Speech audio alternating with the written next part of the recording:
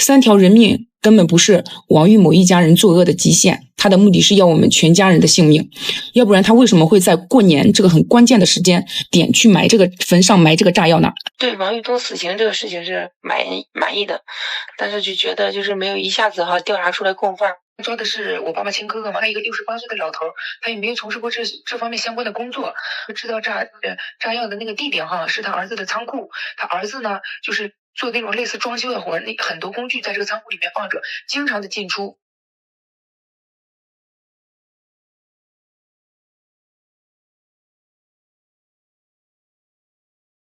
这是一次再寻常不过的祭奠。2025年1月31日，农历正月初3，河北省邯郸市，王家3姐妹带着对亡父的思念来到他的坟前，点燃了纸钱。然而跳动的火焰没有将思念送往天国，却触发了地底深处的杀机。一声巨响，青烟与尘土冲天而起，一个长70厘米、宽50厘米、深58厘米的恐怖炸坑瞬间吞噬了3条鲜活的生命，而亲手布下这致命陷阱的，竟是他们血脉相连的亲大伯。今天，让我们走进这起令人心碎的家族悲剧，探寻仇恨如何浇灭了人伦的烛火。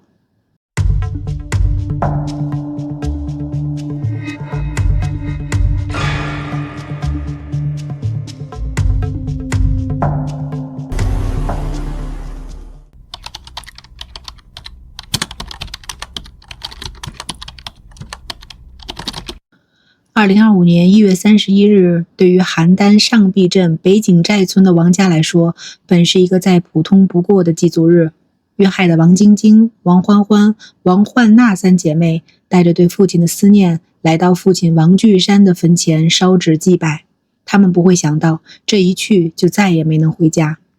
据幸存的姐妹王女士回忆，当天她因为单位值班，最小的妹妹也有琐事缠身，2人都没能陪同3个姐姐前往坟地，却也因此侥幸逃过一劫。下午接到家里电话的时候，我整个人都懵了，从来没想过上坟这种事儿会变成噩梦。王女士的声音里满是悲痛。爆炸发生的瞬间，威力巨大的爆炸装置被燃烧的纸钱引燃，3姐妹来不及做出任何反应，就当场被炸身亡。案发后，当亲属赶到现场时，看到的是一片狼藉的景象。坟前的祭品散落一地，空气中弥漫着硝烟和血腥的味道。王女士后来试图靠近父亲的坟地祭奠，却被母亲死死拦住。妈妈说怕还有没引爆的炸药，只能隔着3米多远，远远地看着父亲的坟头哭。这起发生在坟地的恶性爆炸案很快引起了当地警方的高度重视。警方第一时间赶赴现场开展侦查，通过对爆炸残留物的鉴定、现场痕迹的勘查以及周边人员的走访，一个令人震惊的嫌疑人身份逐渐浮出水面：死者的亲大伯王玉东。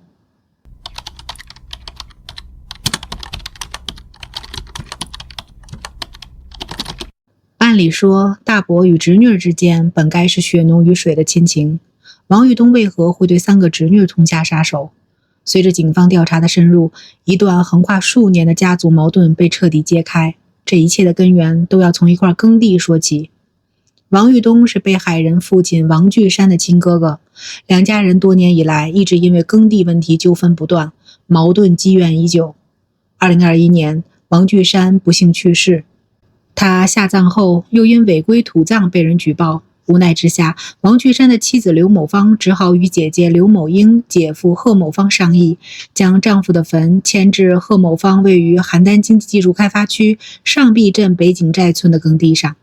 这本是无奈之举，却没想到再次激怒了王玉东。在王玉东看来，弟弟的坟迁到这里，让他心里那股积攒已久的怨气再次爆发。他认为弟弟一家的这个举动是故意为之，是对他的不尊重，矛盾进一步升级。真正让矛盾彻底激化的是2023年5月的那次冲突，彻底将2家的关系推向了深渊。当时2家人又因为一些琐事发生了激烈的争吵，情绪激动之下，双方甚至动起了手。在这场冲突中，王巨山的2女儿王欢欢不小心将王玉东的妻子殴打致轻微伤。这一事件如同导火索，彻底点燃了王玉东心中的仇恨之火。他觉得自己和家人受到了极大的侮辱。从那时起，他便在心里暗暗发誓，一定要报复。为了实施报复，王玉东开始暗中观察三姐妹的行踪。2023年11月的一天，他悄悄尾随上坟的王欢欢等人，摸清了王巨山坟地的具体位置。此时的他已经不再满足于简单的报复，一个邪恶的杀人计划开始在他心中慢慢成型。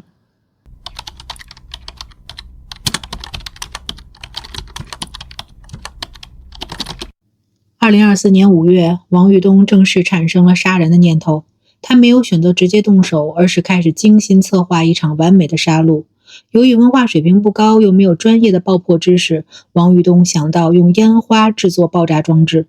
他购买了2箱组合烟花，藏在了其子王某杰位于邯郸经济技术开发区南岸村镇连寨村的仓库内。在接下来的几个月里，王玉东趁着仓库无人的时候，偷偷将2箱组合烟花全部剥开，小心翼翼地取出里面的烟火药，然后将这些烟火药制作成了一个爆炸装置，存放在仓库的空水缸里。警方后续调查发现，王玉东的手机内曾有一条浏览记录，内容是烟花爆竹制作相关的视频。虽然该视频因违规已下架，但通过残留的评论可以确定，这条视频为他制作爆炸装置提供了思路。2024年12月20日，王玉东觉得时机已经成熟，他将装有爆炸装置的绿色编织袋放在自己驾驶的西屋车右后方，驾车来到王巨山的坟地附近。趁着四周无人，他将这个致命的爆炸装置悄悄埋在了王巨山坟头东南侧的地下，然后驾车离开。他精准地算好了时间，直到春节前子女会来上坟祭拜，燃烧的纸钱将会成为引爆装置的导火索。从购买烟花到制作装置，再到埋藏埋伏，整个过程王玉东做得悄无声息，仿佛在等待一场早已注定的悲剧。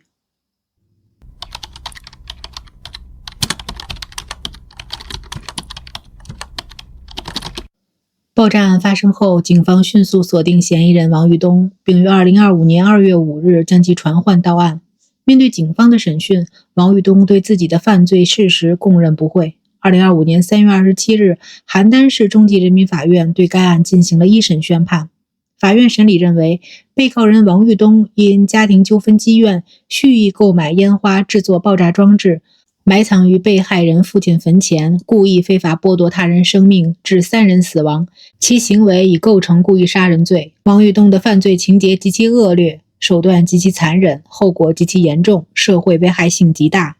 最终，法院判决被告人王玉东犯故意杀人罪，判处死刑，剥夺政治权利终身，并赔偿附带民事诉讼原告人经济损失共计143331.44元。一审判决后，王玉东不服，提起上诉。2025年4月28日，邯郸市中级人民法院对该案进行了2审开庭。庭审现场，被害人女儿王女士是第一次见到了这位从未谋面的大伯，因为她从小在姥姥家长大，常年在外，此前和这位大伯并无交集。王女士说，在庭上展示作案工具时，她态度显得很嚣张，还在冷笑。庭审中，法院还播放了3姐妹遇害时案发区域周边公共监控拍摄到的爆炸视频，每一个画面都让家属悲痛欲绝。2025年6月11日，2审判决结果公布，法院驳回了王玉东的上诉请求，维持1审死刑判决。2025年10月14日上午，王玉东被依法执行死刑。当法院将这一消息告知被害人家属时，压在他们心中的一块巨石终于落地。这场跨越近1年的正义追寻，终于有了一个最终的结果。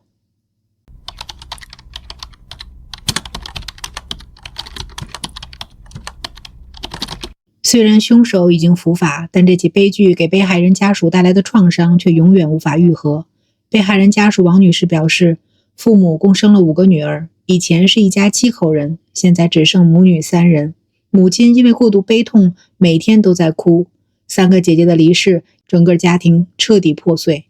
更让家属无法释怀的是，案发后被告人家属从未向他们道歉，也没有就之前的宅基地问题进行任何沟通。除此之外，幸存的王女士心中还有一个巨大的疑问：她那位68岁、以开稀饭车为业、文化程度不高的大伯，是如何能独立完成从学习、制作到成功引爆这一系列复杂操作的。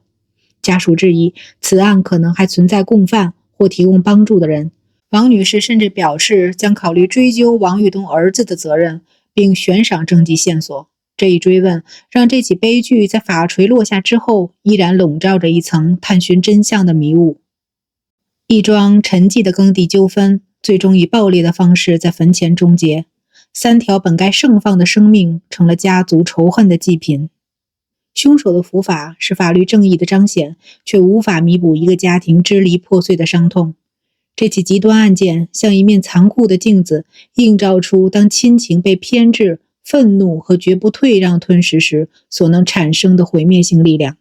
它警示我们，化解身边那些细微的局域，或许就是在阻止未来不可挽回的悲剧。感谢收看今天的案件解说，我是小薇，我们下期再见。感谢大家观看今天的案件解析。如果您喜欢我们的内容，别忘了点赞、订阅小薇说案，打开小铃铛，第一时间获取最新更新。有什么想法或想听的案件，也欢迎在评论区留言，和小薇一起讨论。我们下期再见。